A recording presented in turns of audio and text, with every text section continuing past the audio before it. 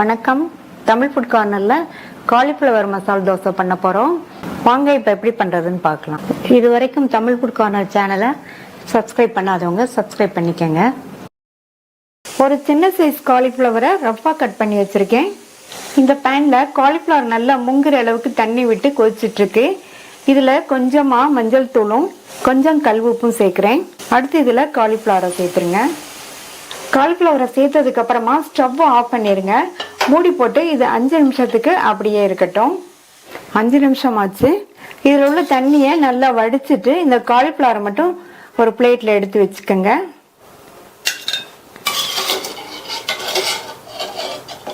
Cauliflower நல்லா ஆறிடுச்சு. இதை நல்லா குட்டி குட்டியாக கட் பண்ணணும். ஒவ்வொரு பூவையும் எடுத்துட்டு கொஞ்சம் தடிமனான பார்ட் இருக்கும் இல்லையா, அதை மட்டும் கட் பண்ணிடுங்க. கட் பண்ணிட்டு நல்லா எந்த அளவுக்கு சின்ன சின்னதாக கட் பண்ண முடியுமோ அந்த அளவுக்கு சின்ன சின்னதாக கட் பண்ணிக்கோங்க. நல்லா குட்டி குட்டியாக கட் பண்ணியாச்சு. இந்த மாதிரி கட் பண்ணுறதுனாலும் கட் பண்ணிக்கோங்க, அல்லது மிக்ஸி ஜாரில் சேர்த்து பல்ஸ் மோடில் போட்டு விட்டு விட்டு அரைச்சாலும் நமக்கு இந்த மாதிரி குட்டி குட்டி பீசஸ் கிடைக்கும். அல்லது சாப்பரில் போட்டு நல்லா இந்த மாதிரி பொடியாக கட் பண்ணிக்கணும். கொஞ்சம் காலிஃப்ளவர் பீசஸை நான் சாப்பரில் சேர்த்துருக்கேன். இதை இந்த சாப்பரில் போட்டு நல்லா குட்டி குட்டியாக கட் ஆயிடுச்சு. இந்த மாதிரி இருந்ததுன்னா மசாலா ரெடி பண்ணி தோசை மேலே ஸ்ப்ரெட் பண்ணும்போது நல்லா கரெக்டாக இருக்கும். காலிஃப்ளவர் மசாலா ரெடி பண்ணுறதுக்கு இந்த பேனில் 1/2 டேபிள் ஸ்பூன் எண்ணெய் சூடாயிடுச்சு. அதில் 1/4 கப் அளவுக்கு நல்லா பொடி பொடியாக கட் பண்ண வெங்காயம். இந்த வெங்காயத்தை லேசாக வதக்கிட்டு இது கூட 1/2 டீஸ்பூன் அளவுக்கு இஞ்சி பூண்டு விழுது சேர்த்துருக்கேன். இதையும் பச்சை வாசனை போக வதக்கிக்கோங்க. 1/4 கப் அளவுக்கு பொடியாக கட் பண்ண தக்காளி. இப்போ இந்த ரெண்டுமே நல்லா வதங்கட்டும். இது கூட கொஞ்சமாக மஞ்சள் தூள், காரத்துக்கு தகுந்தபடி மிளகாத்தூள் சேர்த்துக்கோங்க. நான் 1/2 டீஸ்பூன் மிளகாத்தூள் சேர்த்துருக்கேன். இந்த மசாலாவுக்கு தேவையான அளவு உப்பு, கரம் மசாலா தூள் கொஞ்சம் சேர்த்துக்கலாம்.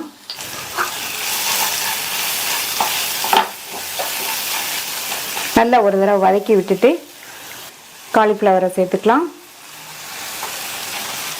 நம்ம சாப் பண்ண காலிஃப்ளவரை சேர்த்துட்டு நல்லா மிக்ஸ் பண்ணி விட்டுருங்க.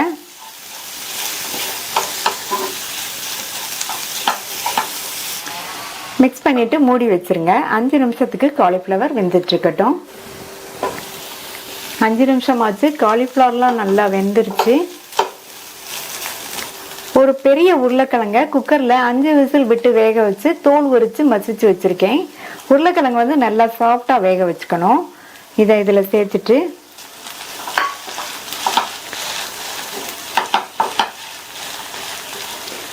நல்லா இந்த காலிஃப்ளவரோட சேர்த்து மிக்ஸ் பண்ணி விட்டுருங்க. இந்த மாதிரி உருளைக்கிழங்க நல்லா சாஃப்டாக வேக வச்சு மசிச்சு சேர்த்தோம்னா காலிஃப்ளவர் மசாலாவோடு சேர்ந்து நல்லா பைண்ட் பண்ணி கொடுக்கும். அடுத்து இதில் பொடியாக கட் பண்ண கொத்தமல்லி இலைகள் சேர்த்துக்கலாம். கொத்தமல்லி இலைகள் கொஞ்சம் அதிகமாகவே சேர்த்துக்கோங்க, நல்லா வாசனையாக இருக்கும். நல்லா மிக்ஸ் பண்ணி விட்டுறலாம். தோசைக்கு காலிஃப்ளவர் மசாலா ரெடி ஆயிடுச்சு. தோசையை ஊற்றிடலாம். தோசைக்கல் போட்டு சூடாயிடுச்சு.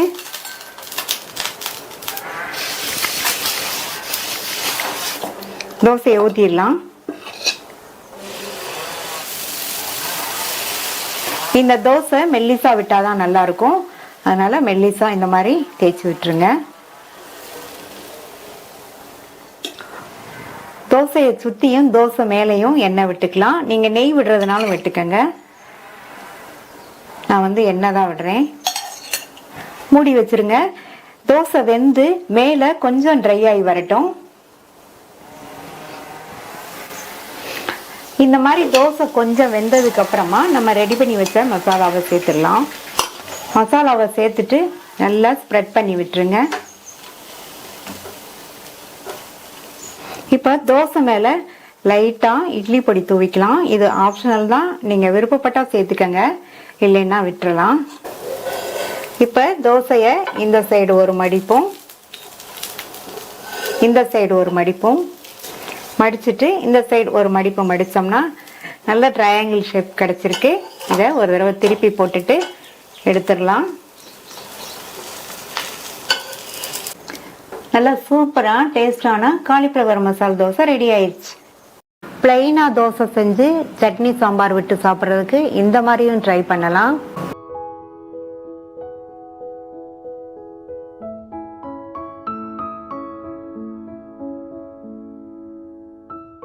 ஹோட்டல் ஸ்டைல்ல சுவையான இட்லி சாம்பார் பண்ண போறோம். ஃபர்ஸ்ட் நம்ம சாம்பார் மேல் பொடி ரெடி பண்ணிடலாம். ஸ்டவ்ல ஒரு பேன் போட்டு சூடு பண்ணிருக்கேன். அதுல 3/4 கப்பு கொத்தமல்லி விதை, இது 75 கிராம் இருக்கும். இதை இந்த பேன்ல சேர்த்துட்டு இந்த மல்லிய மிதமான தீயில வச்சு கருகிராம வாசனை வர வரைக்கும் வறுத்துக்கணும். கைவிடாம வறுத்து மல்லி நல்ல வாசனை வந்துருச்சு. இதை வேற ஒரு பிளேட்டுக்கு மாத்தி வச்சிடலாம். அடுத்து இதே பேன்லயே 2 டேபிள் ஸ்பூன் கடலைப்பருப்பு, இந்த கடலைப்பருப்பு 25 கிராம் இருக்கும். 2 டேபிள் ஸ்பூன் துவரம்பருப்பு, இந்த பருப்பும் 25 கிராம் இருக்கும். 1 டேபிள் ஸ்பூன் உளுந்தம்பருப்பு, இந்த பருப்பு ஒரு 15 கிராம் இருக்கும். இது எல்லாத்தையும் நல்லா வாசனை வர வரையும் கருகிராம வறுத்துக்கணும். பருப்பு பொன்னிறமா வறுபடணும், அது வரையும் வறுத்துக்கலாம். எல்லா பருப்புமே நல்லா பொன்னிறமா வறுபட்டுருச்சு.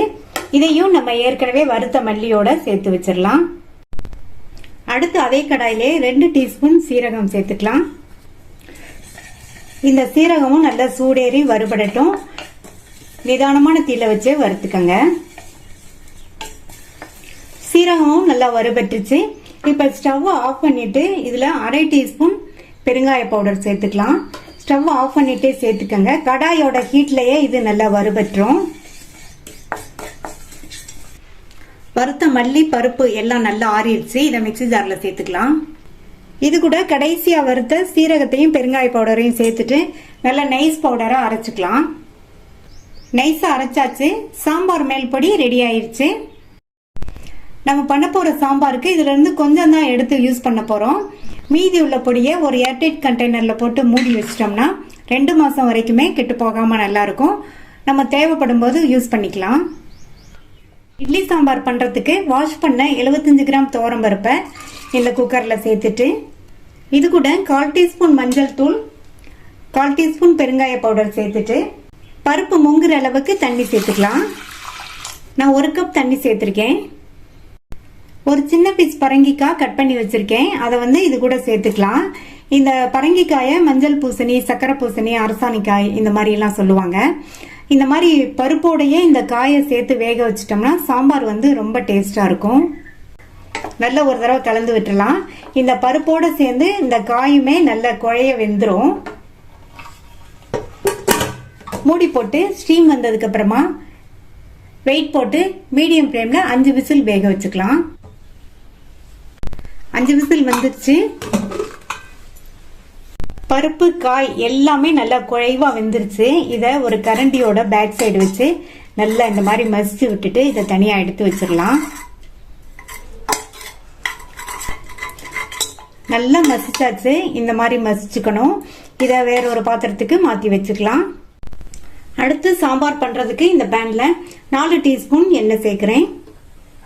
எண்ணெய் சூடாயிடுச்சு. அதுல 1/2 டீஸ்பூன் கடுகு பொரிய ஆரம்பிச்சிருச்சு. 1/2 டீஸ்பூன் உளுந்து சேர்த்துக்கங்க. அடுத்து 1/4 டீஸ்பூன்ல பாதி வெந்தயம் சேர்த்துக்கலாம். எல்லாமே நல்லா பொரிஞ்சிருச்சு. 1/2 கப் அளவுக்கு பொடியா கட் பண்ண வெங்காயம் சேர்த்துக்கலாம். நான் சின்ன வெங்காயம் சேர்த்துக்கிறேன். நல்லா இருக்கும் டேஸ்டா. ஒருவேளை இல்லைன்னா நீங்க பெரிய வெங்காயம் 1/2 கப் அளவுக்கு கட் பண்ணி சேர்த்துக்கங்க. அடுத்து இது கூட கறிவேப்பிலையும் 2 காஞ்ச மிளகாவும் 2 கீறின பச்சை மிளகாவும் சேர்த்துக்கலாம். நல்லா வதக்கி விட்டுக்கலாம். இந்த வெங்காயம் லைட்டா அதனுடைய கலர் மாறி வர வரைக்கும் வதக்கிக்கணும். வெங்காயத்தை இந்த அளவுக்கு வதக்கிட்டு இது கூட 2 மீடியம் சைஸ் தக்காளியை கட் பண்ணி சேர்த்துக்கங்க. தக்காளியை சேர்த்த உடனே இந்த சாம்பாருக்கு தேவையான அளவு உப்பு சேர்த்து வதக்கிக்கலாம். இப்பவே உப்பு சேர்த்துட்டோம்னா தக்காளி நல்லா மசியா வதங்கிரும்.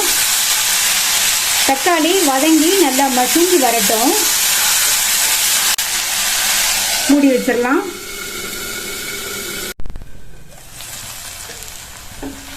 தக்காளி எல்லாம் நல்லா மசிஞ்சிருச்சு.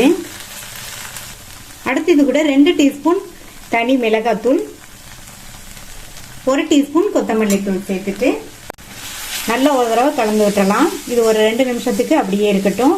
அதனுடைய பச்சை வாசனை எல்லாம் போகட்டும். இப்போ 2 நிமிஷம் ஆச்சு. நம்ம வேக வச்சு மசிச்ச பருப்பு இதில் சேர்த்துட்டு கூடவே தண்ணி சேர்த்துக்கலாம். இந்த சாம்பார் கொஞ்சம் நீர்க்க இருக்கணும். அதனால தண்ணி கொஞ்சம் அதிகமாக தான் சேர்க்கணும். நான் 2 கப் அளவுக்கு தண்ணி சேர்த்திருக்கேன். அடுத்து இது கூட ஒரு கோலிக்குண்டு சைஸ் அளவு புளியை 1/4 கப் தண்ணியில கரைச்சி வடிகட்டி வச்சிருக்கேன். அதை சேர்த்துக்கலாம். இந்த சாம்பாருக்கு புளிப்பு கொஞ்சம் கம்மியா இருந்தாதான் நல்லா இருக்கும். இப்ப இதை நல்லா கலந்து கொடுத்துடலாம்.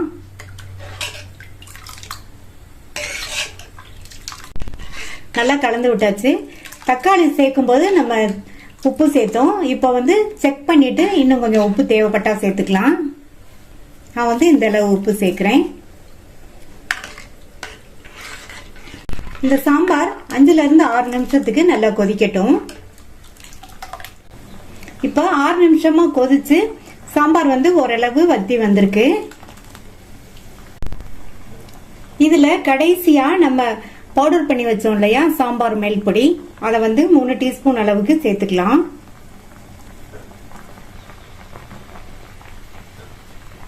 இந்த பொடி பாத்தீங்கன்னா இந்த சாம்பாருக்கு நல்ல ஒரு வாசனையும் டேஸ்டும் கொடுக்கும். நல்ல கமகமன் வாசனையா இருக்கும். நான் 3 டீஸ்பூன் சேர்த்திருக்கேன். உங்களுக்கு தேவைன்னா இன்னும் கொஞ்சம் கூட சேர்த்துக்கங்க.